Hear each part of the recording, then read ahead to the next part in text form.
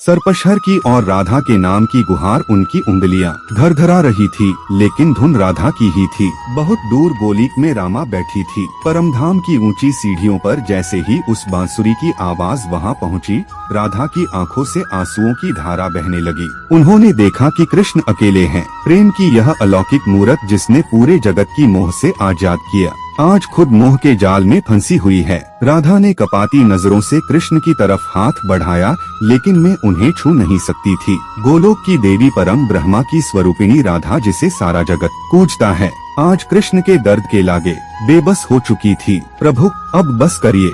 राधा की रूह ने रोते हुए कहा, मुझे वापस आने दीजिए। मैं फिर से आपकी बांसुरी की धुन बनकर लौटूंगी। मैं फिर से वृंदावन की गलियों में बहूंगी। लेकिन यह जन्हाई मुझे सहन नहीं होती। लेकिन कृष्ण खूब थे। बांसुरी नहीं रुकी, बस स्वर धीमे हो गए, जैसे किसी नदी की आखिरी लहरें चट्टानों से टकराकर थक चुकी हो। आसमान संतराटे में डूबा था। धरती खामोश थी और समय उस पल से आगे बढ़ना जैसे भूल गया जब खुद ईश्वर चक गया। धीरे धीरे शाम उतर रही थी। बरगद का वह पेड़ जो सालों से सिर्फ एक गवाह था, आज कृष्ण की आखिरी सांसों का साक्षी बनने वाला था। उसकी जड़ों के पास वह शरीर बैठा था जिसने पूरे युग को संभाला, जिसके इशारे पर सही राह टिकी रही। आज ही शरीर कांप रहा था, अकेला, शांत और बिखरा हुआ। कृष्ण की आंखें बंद थी, लेकिन मन में तूफान मचा था।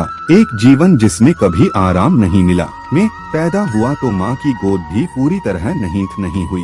देवाती के गर्भ से जन्म लिया, लेकिन पहली बार आँख खोली तो चारों तरफ कैद सखाने की दीवारें थी। यशोदा माँ ने बड़ा किया, लेकिन बांध देने वाली माँ को देखने ताट का मौका नहीं मिला। माँ के छूने की चाह, बचपन की मासूम मुस्कान कभी जी ना सका। जिस उम्र में बच्चे खेलते कूदते हैं, मैं दानवों से भिड़ा।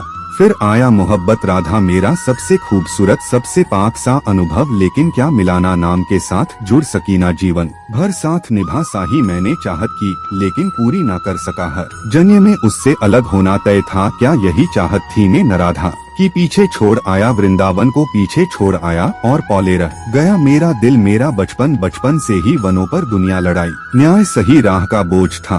कभी द्रौपदी के सम्मान की हिफाजत, कभी अर्जुन की घबराहट में डूबी सोच को जगाना।